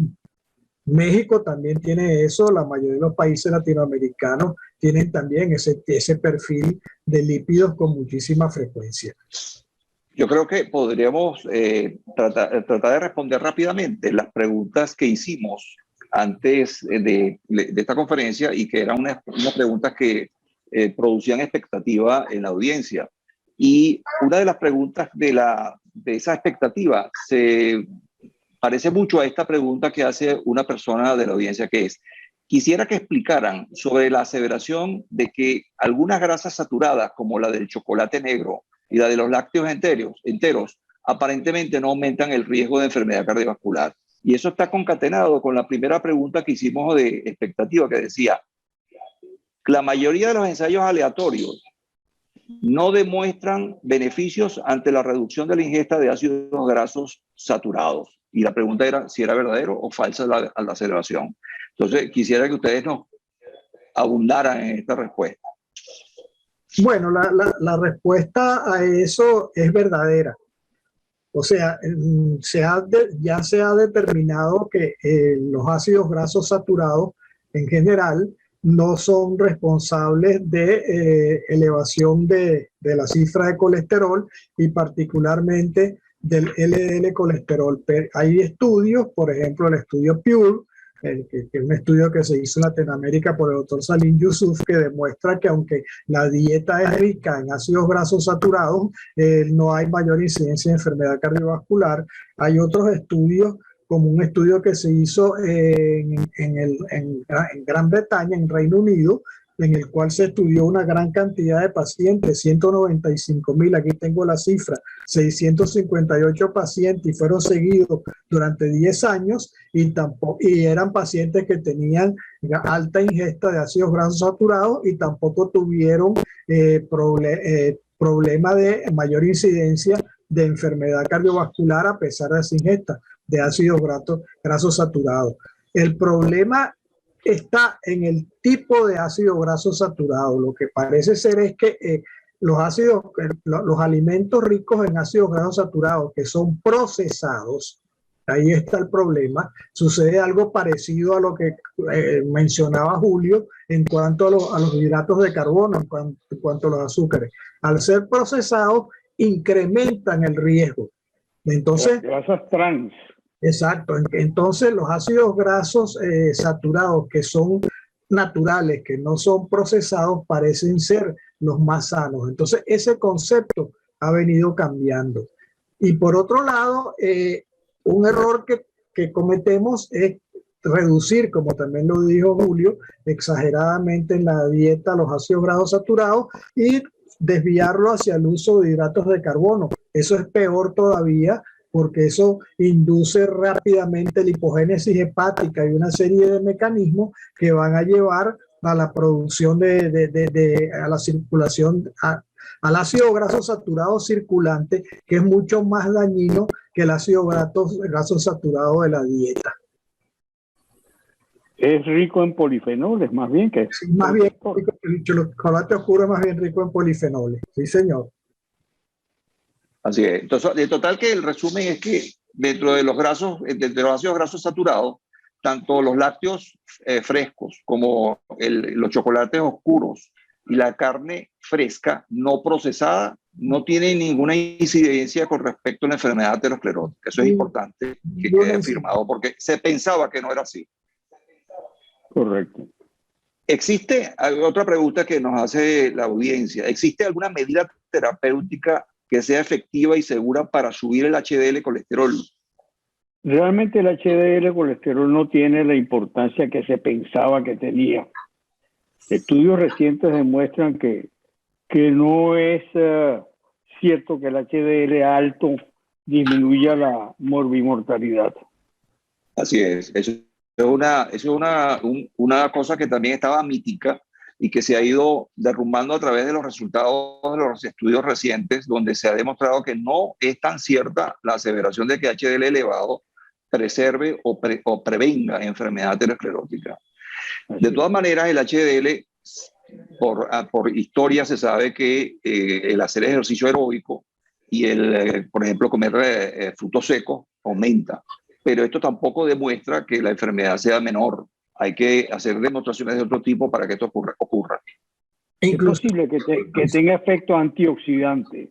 Es posible que tenga efecto antioxidante. Sí, algunos medicamentos que se diseñaron para tratar de subir HDL colesterol no demostraron efecto beneficioso a pesar de que elevaban el nivel de HDL colesterol porque era un HDL colesterol no funcional. O sea, era un HDL colesterol que no funcionaba adecuadamente. El torcetrapib y algunos de esos otros medicamentos que se diseñaron para eso. Torcetrapib terminó matando gente. Sí, sí, la atención. No. Pero por otra vía, que no era la elevación de HDL, sino por la vía de la mecanismo de elevación de aldosterona, que es otra situación diferente. Exactamente. Es correcto. Bueno, el efecto, una pregunta, Julio, ¿querías comentar algo? Adelante. HDL, hay varios tipos de HDL. Varios tipos. Y la importancia y la relación epidemiológica entre niveles altos y bajo riesgo, niveles bajos de HDL y alto riesgo, existe, es una realidad.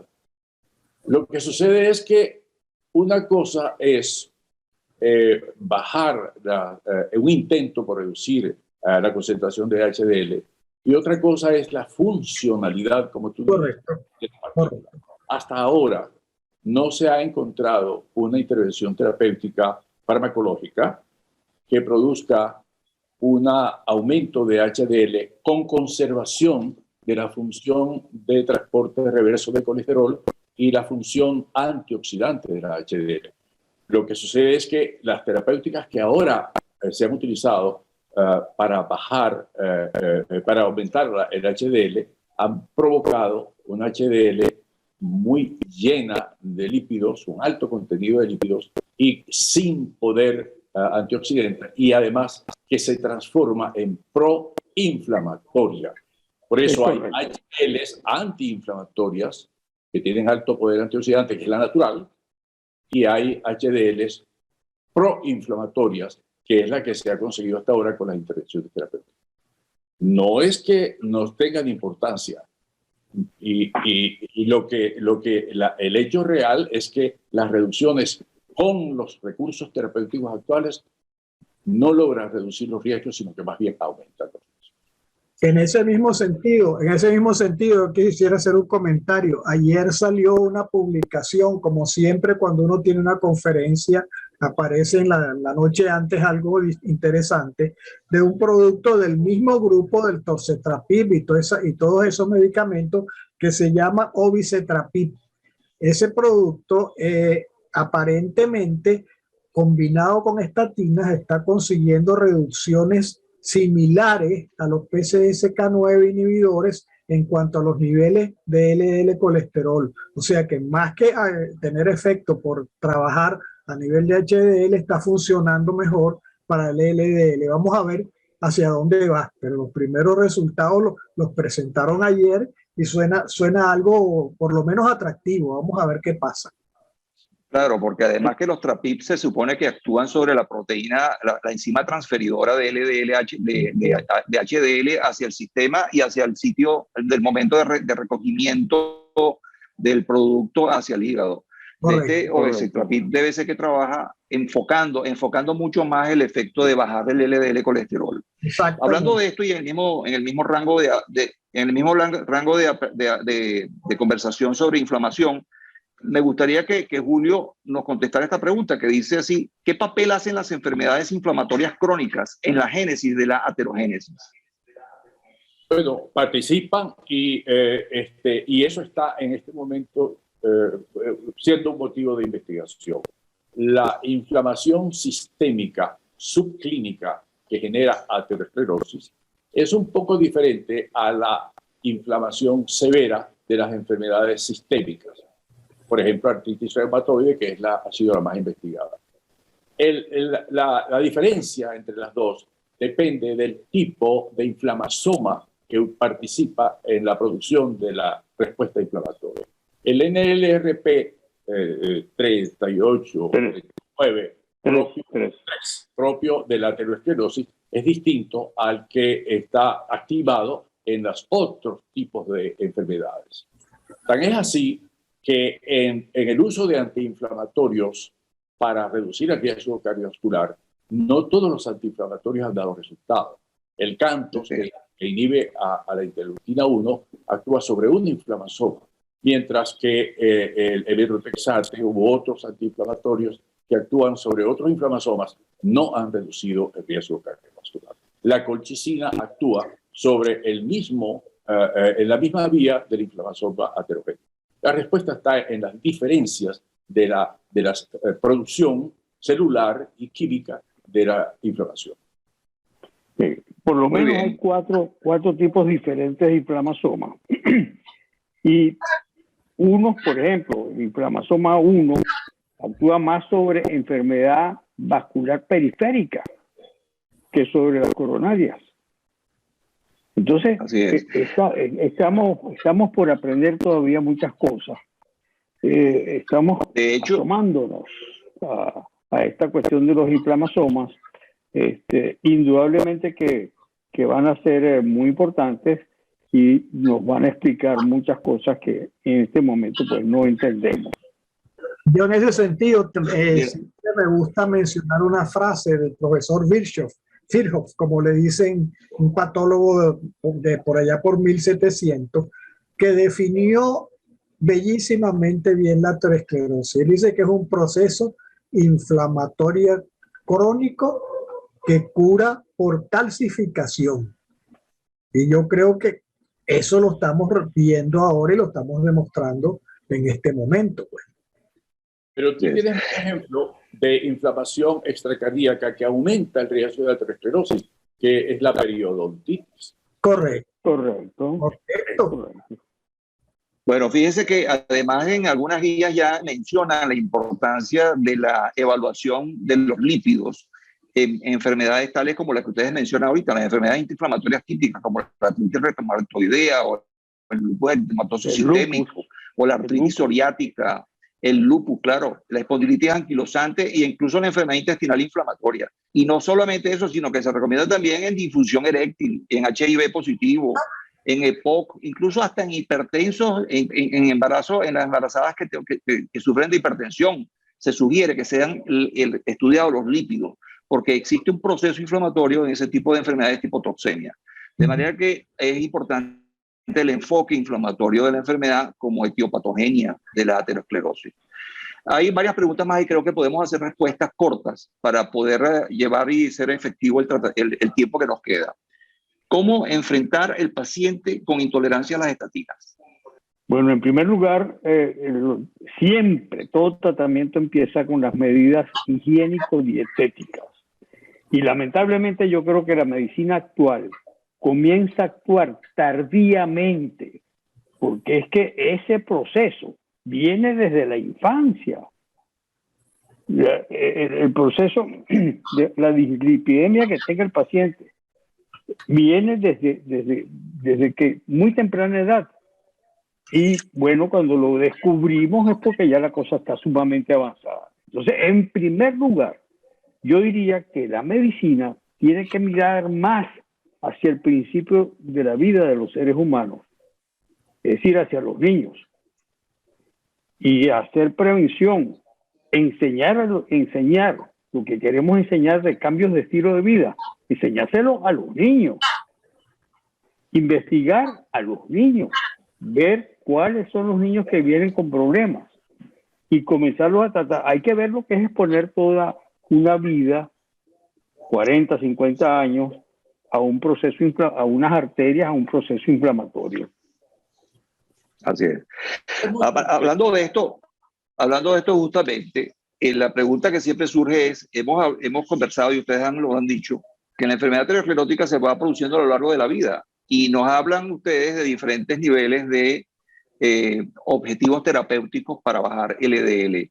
Se dice de 116, de 100 cuando es un riesgo alto, de 70 cuando el riesgo ya es mayor y muy alto, 55 miligramos por decilitro de LDL. ¿Y por qué razón no se termina de unificar la meta terapéutica y evitar que la gente se haga ateromas durante su vida y hacer lo que dice el doctor Monsalve, empezar desde el principio, muy jóvenes, evitar que la gente empiece a tener aterosclerosis de joven? En estos días leía, José Ramón, una frase muy bonita, lamentablemente la tengo que decir en inglés, y era, nosotros, ¿te acuerdas? Decíamos, the lower, the better, pero es que no es the lower, the better, the lower is the best. Entonces, no es que lo más bajo sea lo mejor, sino es que tiene que ser lo más bajo. Muy gráfico. Yo lo mostré a ellos, dicen que hay que eliminar el LDL colesterol. En eso son muy concretos. Eliminar el LDL colesterol. Pero hay una pregunta. Julio, que quiere combinar. Adelante. Sí, porque la pregunta es concreta. ¿Cómo manejar la intolerancia a estatina? Y eso tiene una respuesta. Quedó en el aire, sí. ¿Por qué es importante? Porque eso es el 15 o 30% de los pacientes que tienen indicación para estatina por su enfermedad, en la mayoría de los casos establecida y con riesgo alto y que no la tolera. Entonces, ¿cuáles son los pasos? Primero, asegurarse de que es verdaderamente síntomas debidos a estatina. Mucha gente tiene dolores musculares, tiene mialgias, tiene polimialgias y confunden una cosa con la otra. Y para eso se utiliza el retiro del medicamento por un poco tiempo, 1 o 2 semanas, para no exponer el riesgo al paciente y observar la respuesta. Y luego reiniciarlo para ver si los síntomas que han reducido aparecen. En segundo lugar, comenzar con dosis más bajas y tomadas 2 o 3 días a la semana. Por ejemplo, si está tomando atorvastatina, que es la más usada, 5 miligramos 3 días a la semana y luego ir haciendo aumentos progresivos. En ocasiones, con eso se consigue que el paciente entienda mejor su medicamento y sus síntomas. En tercer lugar, cambiar de estatina. Exacto. De haber intentado una. Y en cuarto lugar, utilizar los otros recursos que sí tenemos, farmacológicos como la ezetimiba, que puede usarse sola o combinada con dosis bajas de una estatina diferente de la que causó los síntomas. El último lugar todavía no lo tenemos en Venezuela, que es el uso de los nuevos fármacos como los inhibidores de la proteína convertasa succinilina o el ácido. ¿Y los omega 3? El omega 3 es un recurso importante, sobre todo si hay triglicéridos elevados, y se utiliza en el caso de LDL alta, con pocas probabilidades de reducirla, pero sí como un protector adicional antiinflamatorio, antioxidante y antitromboide. Pero entonces, la conducta, para resumir, en la intolerancia a estatina está bien establecida mediante pasos específicos. Y yo quería agregar un comentario en eso. Estoy totalmente de acuerdo que ese es el esquema que uno debe emplear. A veces cambiando estatinas hidrofílicas por lipofílicas pudiera ser menos sensible a una de ellas una persona. Pero además de eso, el comentario que quiero hacer, se han utilizado y se ha estimulado el empleo de una serie de medicamentos que dicen que van a neutralizar el efecto. Ejemplo, coenzima Q, ejemplo, L-carnitina, ejemplo, magnesio, y ninguno de esos medicamentos ha demostrado realmente que sea eficaz para neutralizar ese efecto tóxico de la estatina. Una pregunta que tiene que ver mucho con esto y las estatinas es que en Venezuela los pacientes con dislipidemia mixta y riesgo alto cardiovascular, el tratamiento combinado con estatina más fibratos podrían producir cierto riesgo mayor de rhabdomiolisis. Así que, por favor, oriéntenos qué hacer con eso, ¿no? Sí, pero es el besafibrato. Con el feno, con el cipro y con el feno no es tanto el riesgo de rhabdomiolisis. Es con genfibrosil. Con genfibrosil es con el que hay, con los fibratos no hay ese riesgo. Con fenafibrato no hay ese problema. No, es con genfibrosil. Ni con cipro ni con fenofibrato hay problemas. Es con el genfibrosil que hay problema. Es para aclarar la pregunta. Sí. Hay una pregunta que vale la pena, que es una de las preguntas que se hizo también como expectativa, que es la indicación de inhibidores de PCSK9 es siempre en el colesterol cuando el colesterol esté en valores superiores a 190, y la respuesta es opción verdadero, opción falso. Eso para mí es totalmente falso. Falso. Un paciente con un colesterol de 200, 300, que no es extraño verlo, y comienza inmediatamente con una estatina, según la escala de riesgo que tenga, una estatina de alta intensidad. La indicación de ese tipo de medicamentos es básicamente cuando hay un fracaso con el control con dosis máxima de estatina, y cuando hay hipercolesterolemia familiar específicamente, que ya sabemos que eso va a ser, no va a responder adecuadamente. Pero pensar que con 190 miligramos vamos a ponerlo, si un europeo, si un americano lo oye, ellos que andan con tanto resquemor por el costo del medicamento, va a poner el grito en el cielo. Porque uno de los grandes problemas que tienen los americanos para eso es que realmente es un medicamento sumamente costoso. Es costoso, muy costoso. Justamente eso es lo que quería la pregunta hacer claro, que los inhibidores de PCSK9 son muy útiles, pero siempre que tengan la indicación que debe ser, que es no conseguimos el objetivo terapéutico con las estatinas y con los medicamentos habituales. Si eso no es así y tenemos situaciones en las cuales debemos bajarlo porque el paciente es un diabético, porque tuvo un infarto recurrente, porque tuvo un infarto hace un año o hace 2 años, porque tuvo que ser revascularizado con puentes aortocoronarios, o porque tiene todavía el LDL por encima de 200 y todavía está recibiendo máxima dosis de estatina de alta potencia, entonces ahí sí está indicado los inhibidores de PCSK9. Creo que ese es el consenso de nosotros 4, ¿no es así? 100%. 100%. Antes de previa combinación de la estatina con mesetimib. Sí, claro, agotado todos los recursos, claro. Por supuesto, estatina, ezetimiba en segundo lugar y los inhibidores en tercer lugar. Bueno, nos faltan, ya estamos en la hora porque tenemos ahorita, en este momento tenemos 43 minutos haciendo conversación. Yo creo que se han contestado casi todas las preguntas. Voy a hacer una última pregunta. que puede ser simplemente un comentario porque realmente esto no se sabe con seguridad. COVID, lípidos y estatinas. ¿Tiene algún papel el omega 3? Eso no lo podemos Probablemente comentar. probablemente la pregunta tiene que ver con que se ha dicho que la adición de omega 3 tiene cierto efecto beneficioso y sobre los enfermos con COVID. Lamentablemente no.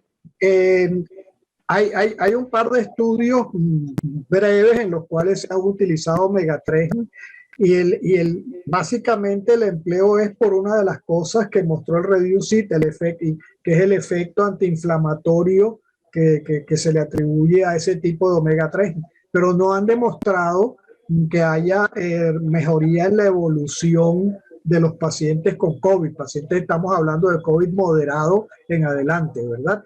En esos casos no ha demostrado ser beneficioso ninguno de estos estudios. Así es, así es. Bueno, yo creo que hemos cumplido con todas las preguntas, incluso cumplimos con las preguntas de expectativa, que muchas de ellas fueron ya respondidas a través de las conferencias, y se hizo un buen análisis del caso clínico.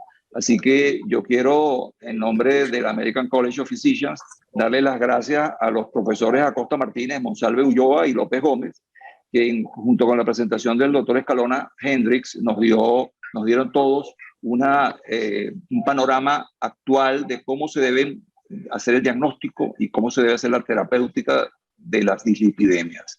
Y los voy a dejar con el doctor Claudio Urosa, quien es el gobernador actual del Colegio Americano de Médicos en su capítulo Venezuela. Adelante, doctor Urosa.